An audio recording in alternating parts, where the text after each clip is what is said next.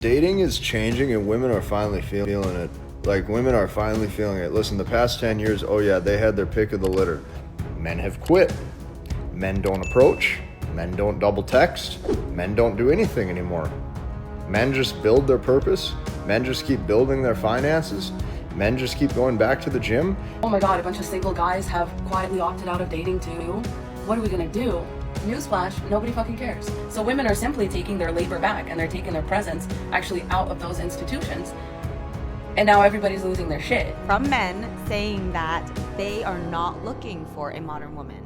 They want a traditional woman. Traditional men don't actually want modern women. And I can't tell you how many times I hear women say they don't cook, they don't clean, but yet they want a man to pay all their bills. And what she's getting back in return from men is like silence, ghosting, avoidance, whatever. It's created a culture of hesitation, of men circling intimacy but never entering it. Modern dating is undergoing a massive shift as both men and women question traditional relationship roles, emotional expectations, and commitment itself. Some argue men are quietly opting out after years of rejection and changing social dynamics, while others say women are finally reclaiming independence from systems that historically depended on their unpaid emotional and domestic labor. Together, these perspectives reveal a growing disconnect between modern expectations, intimacy, and what people truly want from relationships today. Well, you gotta watch this. I asked you to come help me pump my gas. Why is you recording? I asked you. Look, just it don't matter if I'm recording. It don't matter. Come and help me pump this gas. So petty? Man, see, that's what I'm talking about. Sorry. I ain't about to pump this gas. Come and help me right now. No, get out my car. I ain't leaving nowhere. Is you finished pumping the gas or not? No, I'm not, and I'm not gonna pump the gas until you get out the car and assist me. Okay, so you just want me to drive you around. You ain't got no car. You ain't got no job. Finish yes. I'm talking to you. No, you not yelling at me. Why you so yelling at me? I'm not being petty. Bro, I'm not get even out. argue with you. No, that's why. No. Come on, man. Get out of the car and help me. Yourself. No, you was embarrassing yourself. See, that's the type of men that are around. Man, no. See, y'all see this? Let's get out the car. Women are going to vote for the government to steal men's money and give it to them. Oh wait, they are already doing that. What percent of women are virgins on their wedding day? Probably about 25%. 25%? Okay, it's 5%. What percent of women have been on birth control at some point in their life? 90%. Which is all good and well until we start looking at the body count statistics, where after a woman has had 5 partners, her chance of a happy marriage drops to 20%. So, and the average woman has slept with more than 5 men. Remember, historically, 100 years ago, 85% of women were virgins. It's hilarious, even collectively, women have no accountability. They picked feminism, it wasn't forced on them. We've all seen that TikTok of the woman crying because her student loan debt has reached $90,000 with a 17% interest rate. Let's talk about why this is about more than just debt. This isn't just about money, it's about choices. We told an entire generation of young women, don't get married yet, don't have kids, focus on your career first. So what's happened is women have traded their 20s for careers and degrees, thinking that it was empowering. I'm learning that the community I've built for myself is more important than I initially thought. These women are miserable because they've spent their life staying alone in their goals and pushing everyone away while doing it. Guys, listen, dating is changing and women are finally feeling it. Like, women are finally feeling it. Listen, the past 10 years, oh yeah, they had their pick of the litter. Guys were sending direct messages, guys were double and triple texting, guys were doing everything and anything to get a response back or to set up a date. Guys were actually actively initiating dates and trying to actually pursue and create relationships. And what happened? Women didn't want none of them. So now what's happened? Men have quit. Men don't approach. Men don't double text. Men don't do anything anymore. Men just build their purpose. Men just keep building their finances. Men just keep going back to the gym. And men have quit. Because what happens is you now have an entire generation of men that think they're unattractive. You have an entire generation of men that believe they're either not worthy or they're unattractive or that women just naturally don't want them. You know, you see all this stuff like, oh, women would rather have a relationship with their dog or an animal or a bear in the wild than they would a man, and all this stuff. Okay, that's what they wanted. That's what they claimed they wanted. Here we are. What you're going to actually notice, what's going to happen is women are going to most likely start within the next couple of years sending more choosing signals. Women are most likely going to start to pick up the phone and initiate phone calls first. Or what you're even going to see is women just might start even approaching first, because that's what we have actually came to now, is men have completely just quit. Some would say for good reason. I don't care one iota that helping women might be seen as disrespectful and misogynistic. No. My motto is, no woman is entitled to my protection. I owe them nothing. Oh my god, a bunch of single guys have quietly opted out of dating too. What are we gonna do? Newsflash, nobody fucking cares. And you know what? I'm feeling really nice today, so I'll even take the time out of my day to tell you why that is, so that you're no longer confused. Because I think you really thought you did something there, and it's so laughable. This just shows the extent to which you don't get why women have this movement and why women don't want to date y'all. Like, you just don't get it. Here's another scoop for you. Men have always been allowed to be single and opt out of the dating pool. Never even been a question or a problem. And in other breaking news, women haven't. Women have never had the opportunity to just be single, because they have always been forced by men to be financially dependent on men. Another thing that they don't tell you men about, and that is, it's a big deal that women are choosing to be single, and it's a big deal and everybody's talking about it, because it turns out that our society has been built off the backs of women. And everything up until now has depended on women staying compliant to these societal expectations of, you don't get to be single, you have to get married. If you ever want to have anything, like if you ever want to be considered valuable at all, the only person that has the power to give you value in any way, in any capacity, is a man. And we see this in our language too. So when I say that, men have always been allowed to be single, that's because the only slang terms we have for a single man are bachelor or unattached. Dude, I couldn't even find the equivalent of this for like a single man. So single man as its own term does not come up on the thesaurus website. Single woman, however, comes up with lots of synonyms, right? So there's old maid, single girl, and unattached female. Embarrassing and degrading terms that women were called just for being single, just for choosing to not share their life with a man. Fuddy-duddy, goody-goody, lone woman, maiden, prig, prude, spinster, virgin, bachelor girl, lone woman, old maid. Now we're back to old maid. This is the closest comparison I could come up with for single man. So again, notice that combination single man was not found on this website in the same way that the combination single woman was. The strong matches that we have are celibate, single, stag. So not virgin, right? Not old maid, not anything like that. Celibate, single, stag. Available, single person, unattached. So yeah, the really good news is that you've never been shamed for being single, and you've never actually been unable to be single. Do you understand that? And it just cracks me up when men start talking about this as if we've always had the same rights as them. We still don't have the same rights as them. Roe v. Wade is overturned in America. So women do not have the rights to their body, and men do. So we still stand on very uneven footing, and here men go trying to make it all about themselves and trying to make it seem like everything's been even Steven the whole time. And this is the kind of feminism that we warn against. This is the kind of, this is the kind of forward thinking that we don't want to do, because you can only be as forward as much as you really know the past. Let me go ahead and clear it up for y'all why nobody gives a shit. And historically, nobody has ever given a shit about single men or men being single, and why you've always been allowed to do that with no question. It's actually very simple, and it ties back to capitalism and the kind of value that you can extract from each gender respectively, and the conditions under which those extractions are typically made, okay? So the thing that capitalism can extract out of men is labor. Historically, that's been the purpose that men have served to society. And historically, especially with white men, this labor has always been visible and it's always been compensated. The civilization that we exist in is built off of labor and resource extraction. So we extract resources via labor, and then we compensate labor with resources, which is all good and well. The problem is that women have always been kept out of that labor and resource exchange system. Why? It's very simple. Because the thing that capitalism and civilization wants to extract out of women is other people. The way that labor was extracted from women was, in a lot of ways, much more sinister. Because what society did in the case of women was to convince them that they don't need to be compensated for their labor at all. That their labor is actually expected and necessary and normal, and that really it's a privilege. In order to really make that stick, because none of that is true, women just simply were not given the right to be on their own. And then on top of that, they were convinced that, you know, getting married and having children with a man is the best thing that could actually ever happen to you as a woman. And so that's where all that slang comes in. That's where all that old maid, you know, prude, virgin shaming comes in. Because women actually needed to not only be deprived of resources, but also societally pressured in order to get married. That the greater society needed to resort to shaming and calling women old maids, etc., etc.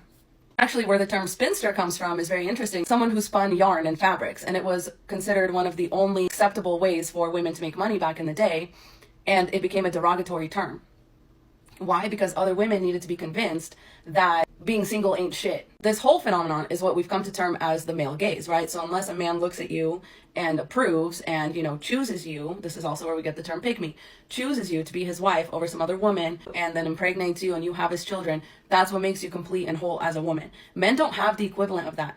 And not only that, men are only tied to the patriarchy and to capitalism with a money-labor exchange, whereas women have historically been tied to the patriarchy and capitalism via men. I've explained this in lots of other videos before, but the reason it's an unfair system is because no matter how much resources or money your man brings in for his labor, you as a woman are still expected to perform the same amount of labor of everything that it takes to be a wife and a mother and a good woman as is considered by our society. So if your man is bringing in, you know, the equivalent of 20K a year, but you're married, you will still be expected to perform femininity for him. You'll be expected to cook and clean. You'll be expected to birth his children, all the same as a woman whose husband is making the equivalent of 80 or 120K. The only time that less is ever expected of women is actually the more that their husband brings in. Those women are often not even expected to bring in like some sort of a labor or, you know, invisible work exchange. It's all very, very backwards. So it's kind of like, it's been a very much a lose-lose system for women for a long time.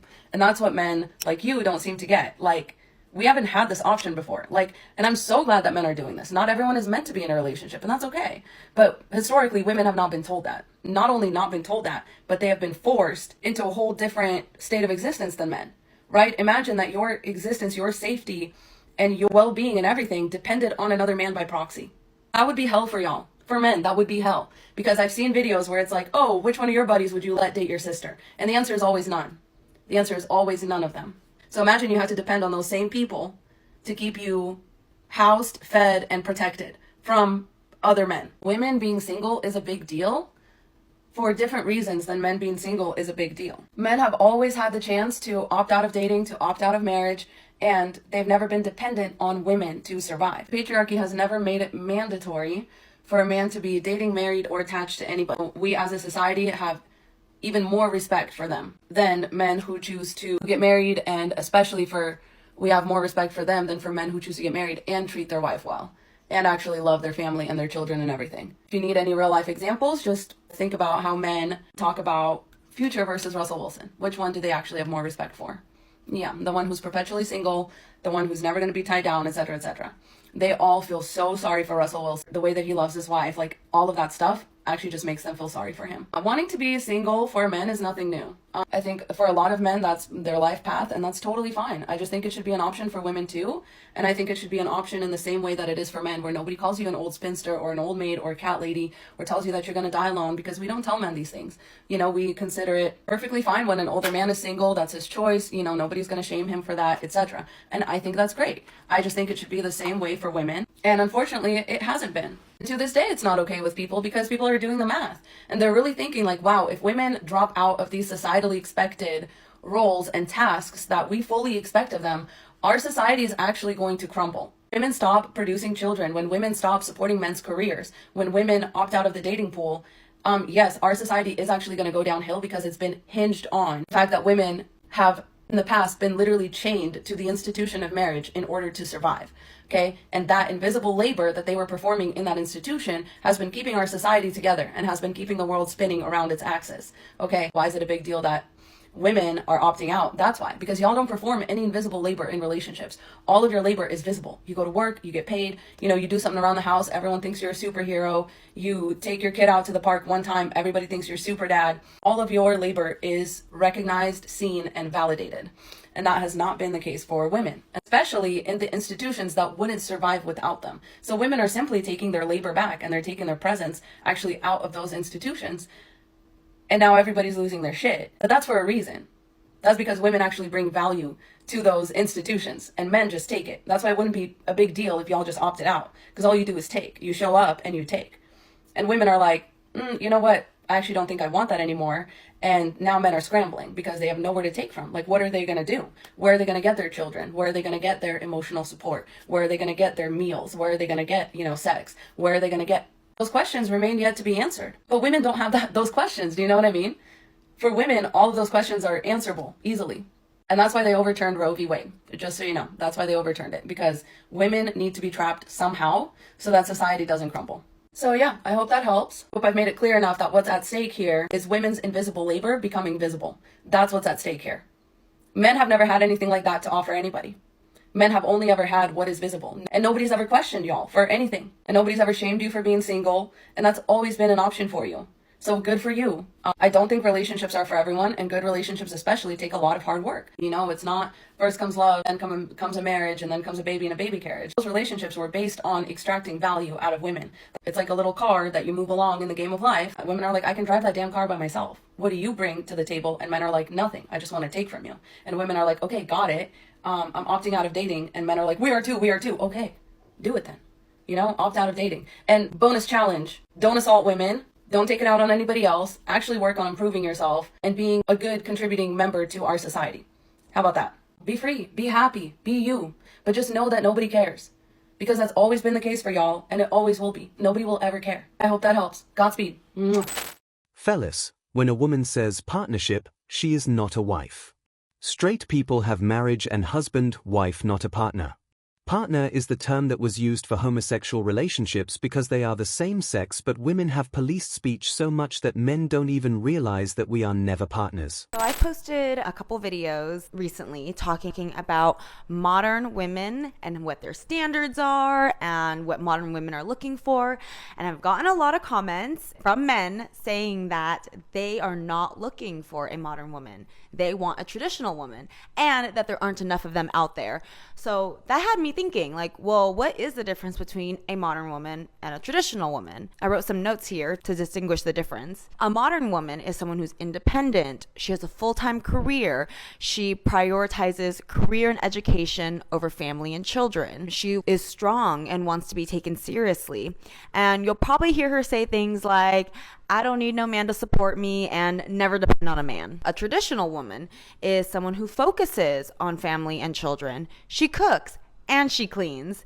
She knows how to take care of her man mentally, emotionally, and physically. She's graceful and nurturing, and I'm gonna say it, submissive. So, for all the modern women out there, I hear all the time that they want a traditional man, but it's sounding to me like traditional men don't actually want modern women. And I can't tell you how many times I hear women say they don't cook, they don't clean, but yet they want a man to pay all their bills. So I'm just curious, women, do you consider yourself modern or traditional? And what kind of man are you actually looking for? And for men, what are the qualities that you're looking for in a woman if it's not a modern woman? If you strip away all the tedious, endless, pointless discussion, which is basically these women in love with the sound of their own voice, it all boils down to this. You want me to extend my provision and protection to cover you, but you are not willing to give me anything in return. Or if you do, I'm going to have to fight for every inch of it.